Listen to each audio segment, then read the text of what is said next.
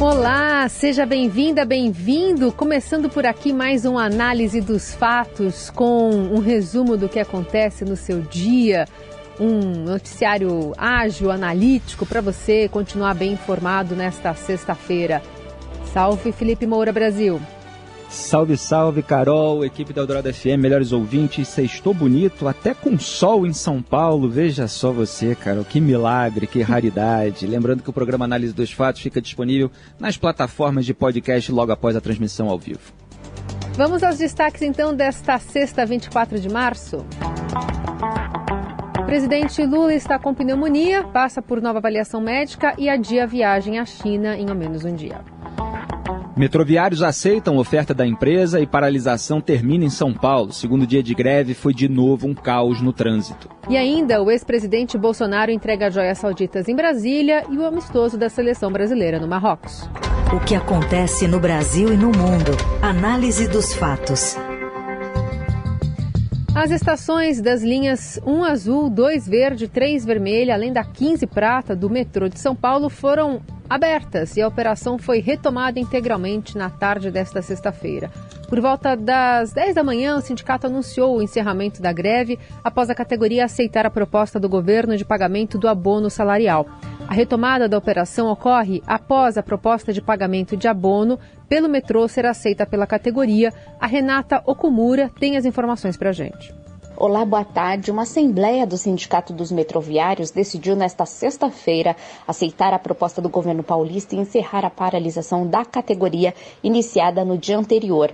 4 linhas do metrô de São Paulo foram afetadas pelo movimento: a 1 azul, a 2 verde, a 3 vermelha e a 15 prata. O monotrilho da Zona Leste, que transportam cerca de 2,8 milhões de passageiros por dia. Desde as 6h45, houve operação por meio de um plano de contingência para as linhas 1, 2 e 3. O monotrilho continuou paralisado. Ao longo dos 2 dias de greve, passageiros reclamaram de dificuldades para pegar ônibus e trens da CPTM lotados e também de aumento nos preços dos aplicativos de transporte. Os trabalhadores concordaram com a proposta da gestão Tarcísio de Freitas de pagar abono de 2 mil e a criação de programa de participação nos resultados de 2023 a ser pago em 2024. A categoria pedia 7,5 mil reais de abono referentes aos anos de 2020, 2021 e 2022. A votação para decretar o fim da greve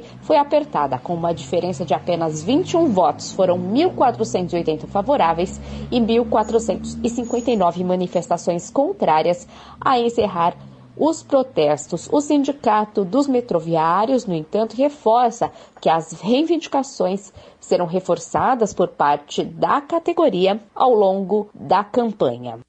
Na Eldorado, análise dos fatos.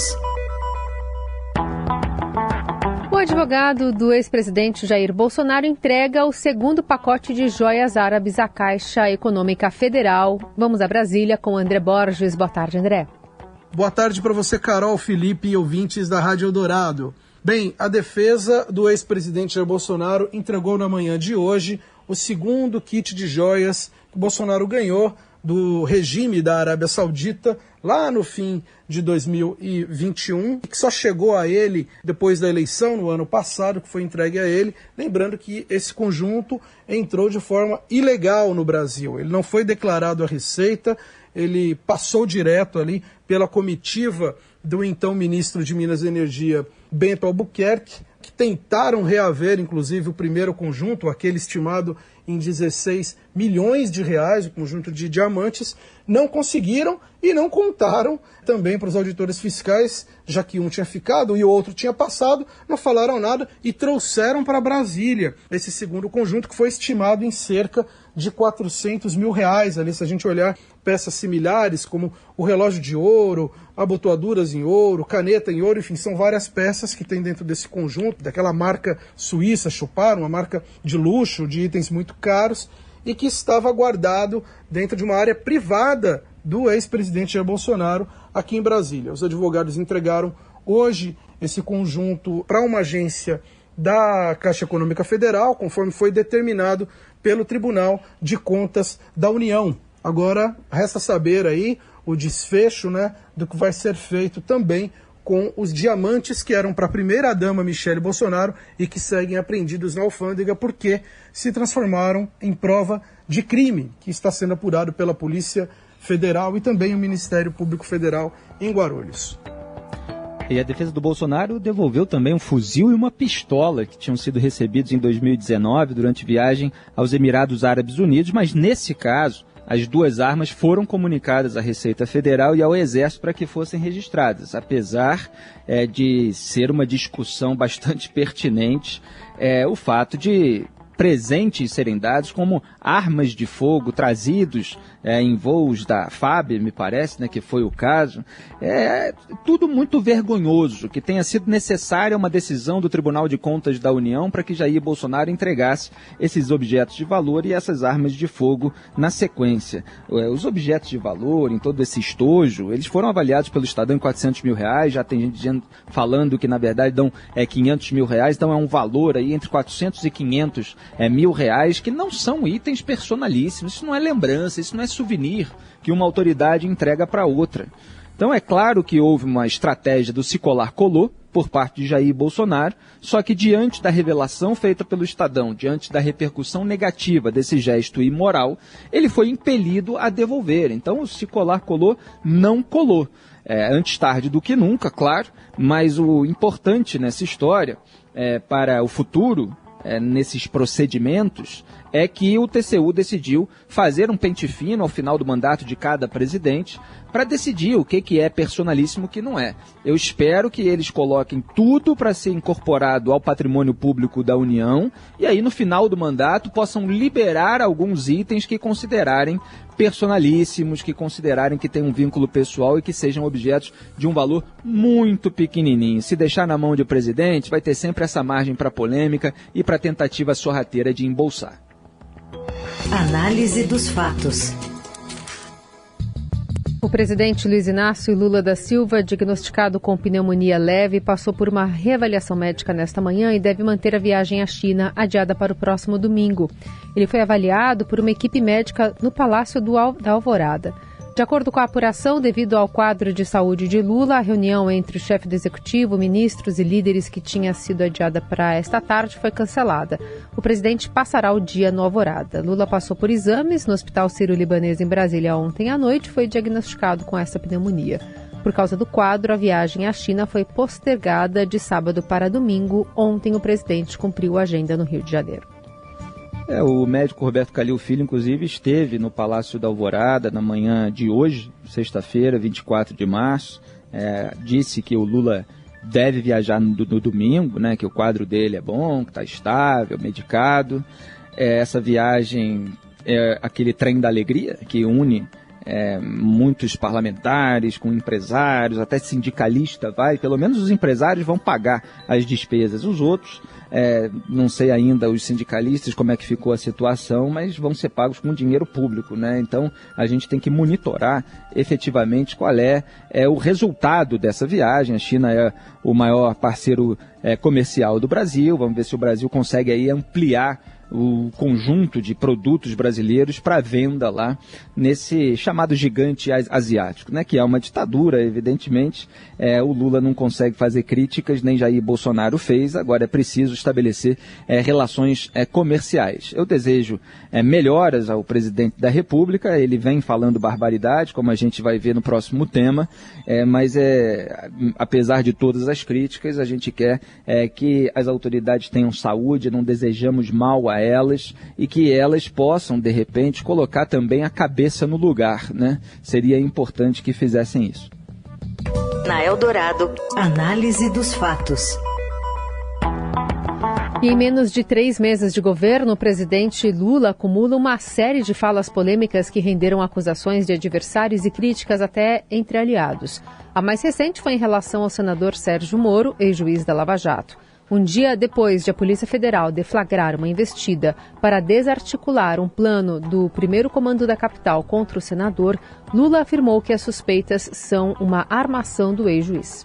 Eu acho que é mais uma armação do Moro, mas eu quero ser cauteloso, eu vou descobrir o que aconteceu. É visível que é uma armação do Moro. As falas ocorreram durante visita de Lula ao Complexo Naval de Itaguaí, no Rio, e contradizem declarações do próprio ministro da Justiça, Flávio Dino.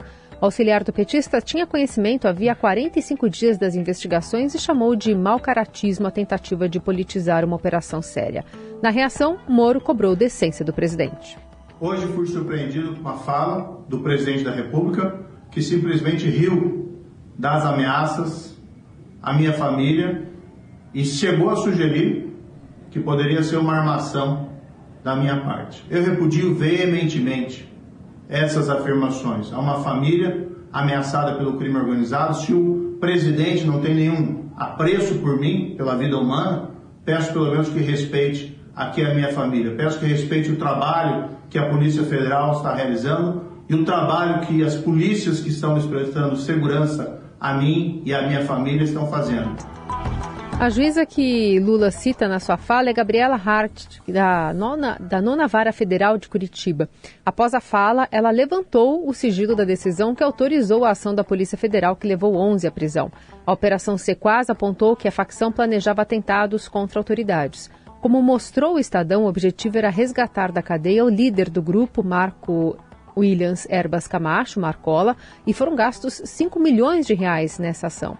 Entre as declarações controversas, Lula tem criticado pessoalmente o presidente do Banco Central, Roberto Campos Neto, pressionando pela redução dos juros, chamou de golpe o impeachment de Dilma Rousseff e afirmou que a obesidade causa tanto mal quanto a fome, e ainda citou o ministro da Justiça, Flávio Dino, constantemente atacado pela oposição em função da obesidade. As declarações ocorrem no momento em que Lula ainda patina para tomar uma base de apoio ou formar uma base de apoio no Congresso e ainda não conseguiu emplacar uma marca na agenda do governo. Vamos lá, muitos elementos aí. O Flávio Dino havia chamado de mau caratismo qualquer tentativa de politizar uma investigação séria. O Lula, então, politizou a investigação sobre o PCC, acusando mentirosamente uma armação de Moro. Ou seja, a fala do ministro da Justiça e Segurança Pública se aplica, pela lógica, ao caráter do presidente. Outro ponto, os petistas e os seus aliados, inclusive o Dino, mas também Gleisi Hoffmann, Randolfo Rodrigues, haviam passado 24 horas vangloriando-se do trabalho da Polícia Federal, antes de o Lula trazer à tona esse negacionismo aí dos fatos investigados. E aí ficaram duas narrativas contraditórias, ambas mentirosas. Porque a PF é um órgão de Estado, não é de governo.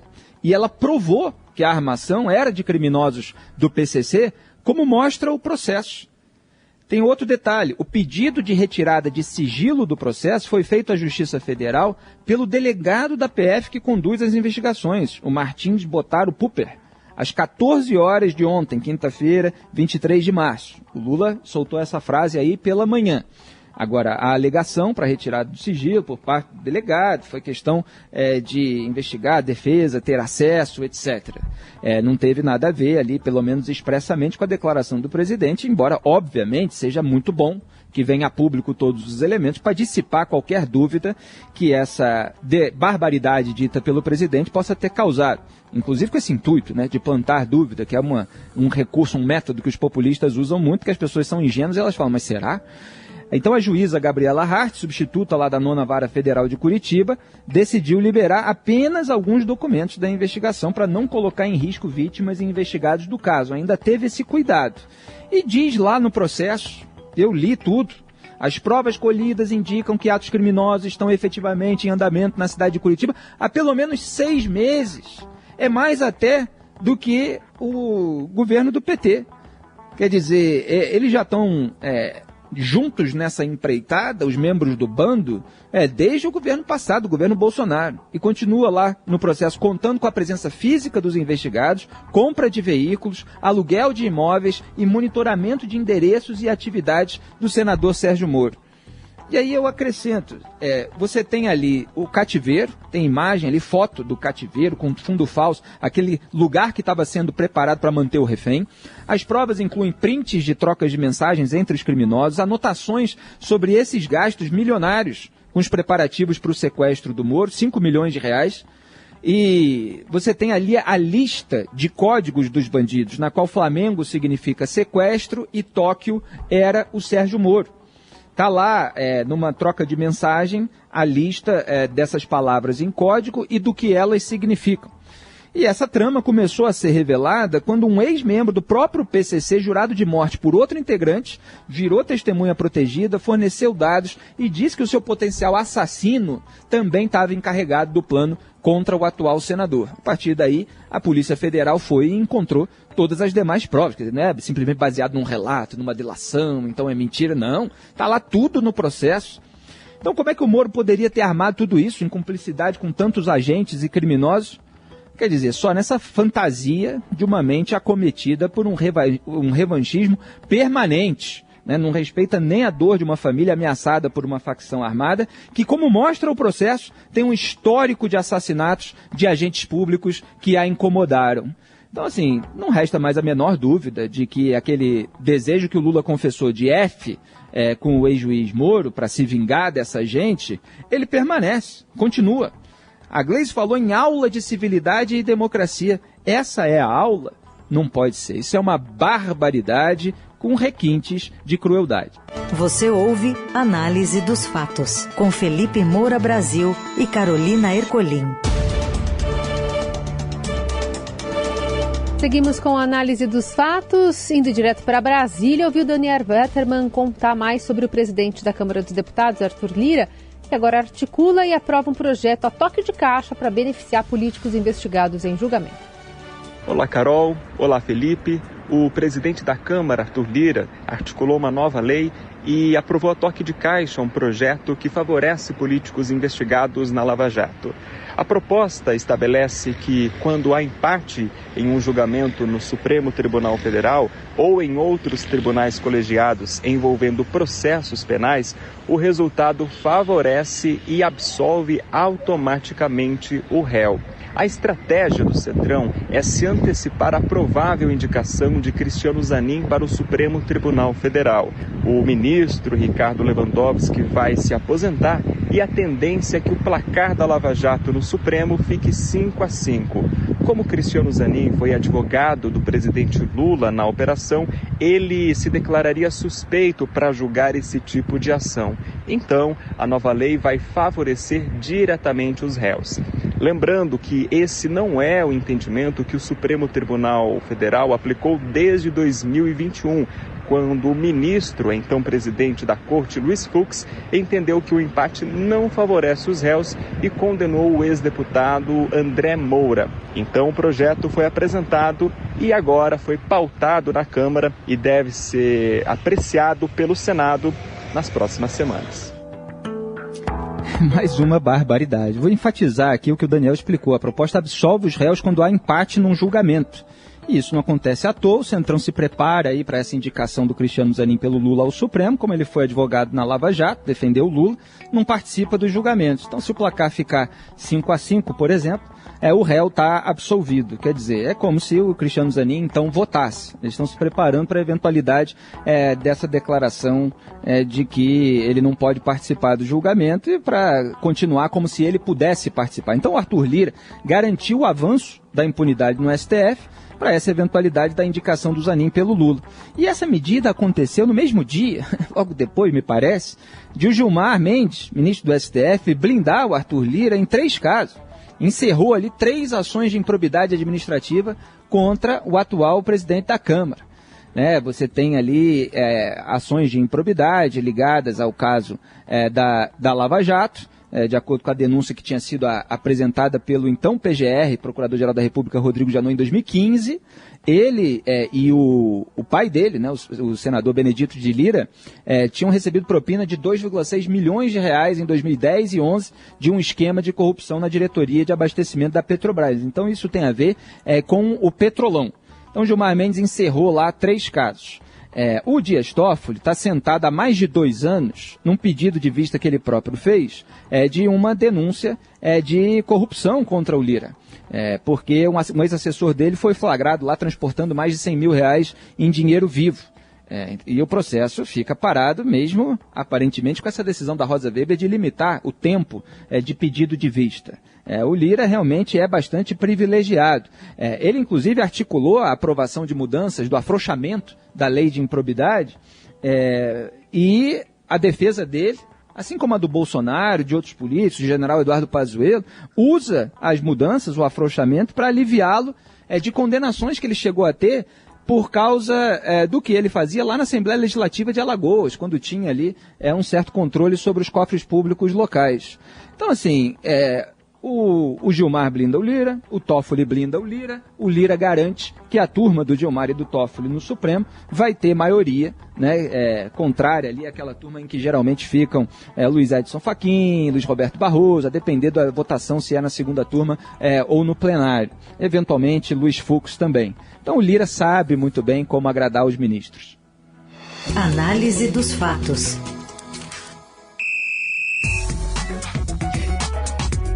Amanhã tem amistoso da Seleção Brasileira Masculina de Futebol. Tá todo mundo só falando disso, né, Morelli? Olá, amigos. Hoje eu quero falar do jogo deste sábado, 19 horas, pelo horário de Brasília. Brasil e Marrocos. É a volta da seleção brasileira depois do fiasco que foi o time do Tite na Copa do Mundo do Catar. Marrocos foi até melhor do que o Brasil na competição. Não é um adversário que o torcedor gostaria de ver. O torcedor está muito disposto a ver o Brasil se preparar para as Copas diante de rivais fortes e diante de rivais europeus. Marrocos é um time forte, Marrocos é um time bem organizado, Marrocos é um time que deu suador em grandes da Europa na Copa do Catar. O Brasil é um time a ser montado, o Brasil é um time sob o comando de Ramon, que é um técnico interino. Tite não deixou nada pronto, nada preparado, a CBF ainda não encontrou o seu treinador ideal. Fala-se muito em nomes de fora do Brasil, em Ancelotti, por exemplo, técnico italiano que comanda o Real Madrid. Ramon apresentou uma convocação muito diferente do que a gente estava acostumado, apenas 11 jogadores, por exemplo, que estiveram na Copa do Mundo do Catar. Ele dá oportunidades para garotos que trabalharam com ele na Sub-20. Tem alguns figurões que a gente conhece um pouquinho mais. O problema da seleção é saber como é que ela vai se comportar. Tem os dois jogadores do Palmeiras que a torcida está querendo ver, Rafael Veiga e Rony. Rony fez um gol de bicicleta no treino de ontem que chamou a atenção. Ele está muito à vontade. E esse time com uma cara nova para representar esse novo ciclo da Copa do Mundo que se abre com esta partida. Você acompanha tudo pelo site do Estadão e também no dia seguinte no jornal. É isso, gente. Falei, um abraço a todos, valeu! Falta um camisa 10 na seleção brasileira, Carol. Falta ainda um cérebro nessa seleção, como é o Arrascaeta no Flamengo, que lamentavelmente é uruguaio e não pode assumir essa função. Há outros problemas no futebol brasileiro, jogadores muito especializados em posição, em vez de se tornarem jogadores completos. Você tem uma dificuldade de recomposição da zaga, de fazer cobertura, como fazem muito bem os times que disputam a Champions League.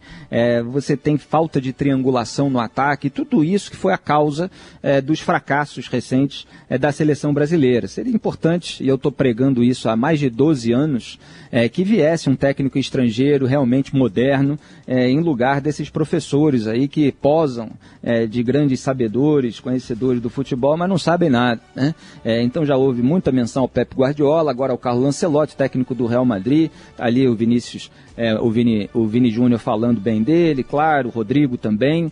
Vamos ver se essa negociação vai avançar. Agora, enquanto isso, a gente vê como é que é o desempenho do interino.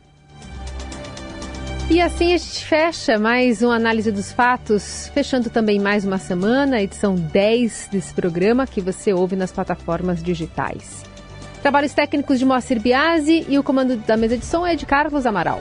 E a produção, edição e coordenação é da nossa querida Laís Gotardo. Um grande abraço a todos e até amanhã. Até segunda.